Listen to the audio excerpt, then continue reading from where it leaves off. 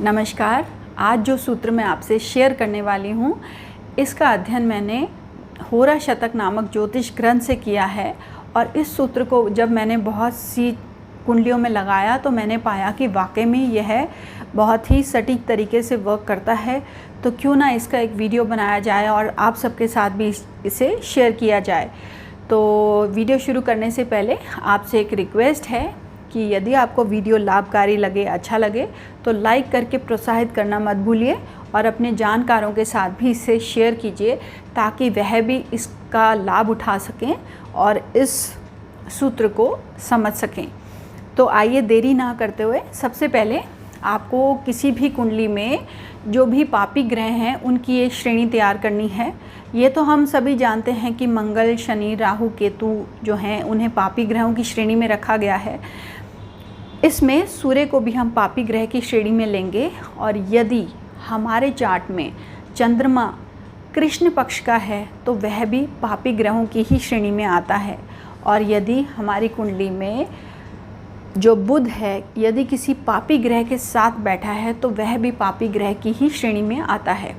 तो ऐसे में यदि कोई पापी ग्रह अपनी राशि को देखता है तो उस भाव में जहाँ वह राशि पड़ती है, उस भाव से आने वाले जो भी जीव हैं उनकी वह हानि करता है।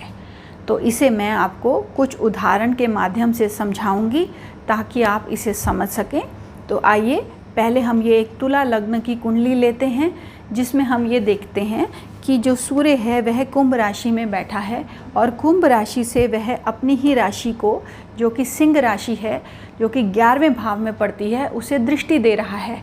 तो हम सभी जानते हैं कि जो 11वां भाव होता है बड़े भाई या बहन का होता है। तो ऐसे में इस जातक के बड़े भाई या बहन की यह हानि करेगा। तो पर हमने तो ये पढ़ा था कि अब तक कि कोई भी ग्रह यदि अपनी राशि को देखता है तो उसमें वृद्धि करता है। जी बिल्कुल सही हमने पढ़ा है। सूर्य यहाँ पर 11वें भाव से लाभ में वृद्धि करेगा, आपकी आय में वृद्धि करेगा, परंतु यह जो बड़े भाई हैं या बहन हैं उनके जीवन की हानि करेगा। यह इस सूत्र में पाया गया है, जो कि रिसर्च करके उन्होंने चार्ट्स में लगाया और पाया कि इसी प्रकार से वर्क करता है। परंतु वह केवल पापी ग्रह ही होना चाहिए।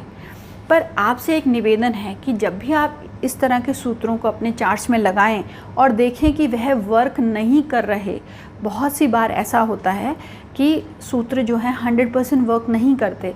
तो यदि आप देखते हैं कि वर्क नहीं कर रहे तो उसका कारण जानने की कोशिश कीजिए। ऐसा भी हो सकता है कि कोई शुभ ग्रह उसे दृष्टि दे रहा हो, तो ऐसे में बड़े भाई बहन की हानि होने से बच सकती है। तो ये जो छोटी छोटी चीज़ें हैं कि शुभ ग्रह की दृष्टि होना या शुभ ग्रह का बैठना उस भाव में, तो वह रिजल्ट्स में चेंजेस ला सकते हैं। मेरा इस वीडियो को बनाने का सिर्फ एक ही आइडिया है, एक ही मोटिव है कि आप उस सूत्र को समझ सकें और जब भी किसी कुंडली में लगाएं तो आप उनके रिजल्ट्स को आप आसानी से समझ सकते हैं। और यह भी देख लें कि यदि यह सूत्र नहीं काम करेगा तो उसके पीछे क्या कारण हो सकता है। तो आइए अब मैं आपको एक दूसरा उदाहरण देती हूँ। यह एक धनु लग्न की कुंडली है जिसमें कि शनि 6ठे भाव में बैठा है। यहाँ पर शनि 3रे भाव में अपनी कुंभ राशि को दृष्टि दे रहा है, अपनी 10वीं दृष्टि से कुंभ राशि को देख रहा है। तो ऐसे में इस जातक के जो छोटे भाई या बहन हैं उनकी यह शनि अपनी दृष्टि से हानि करेगा। मगर इस जातक को जो 3रे भाव से आने वाली छोटी यात्राएं हैं, कम्युनिकेशंस हैं, उनमें बहुत ज़्यादा लाभ हुआ है। इस जातक की कम्युनिकेशन और छोटी यात्राएं और ट्रैवल्स बहुत ही अच्छे रहे हैं शनि की दृष्टि की वजह से।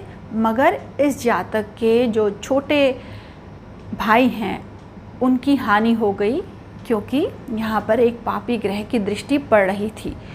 तो मैं आपको 2 उदाहरण और दूंगी ताकि आप इसे और अच्छे से समझ सकें।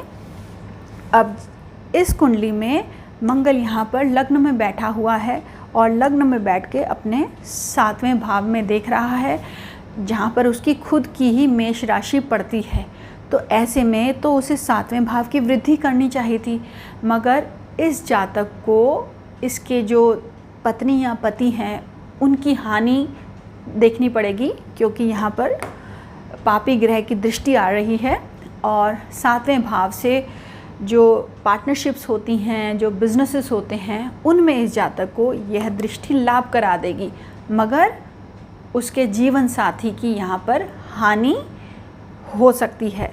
पर यदि इस भाव को कोई शुभ ग्रह देखे तो हानि होने में बचाव भी हो सकता है, तो आप इस चीज़ को नज़रअंदाज ना करें।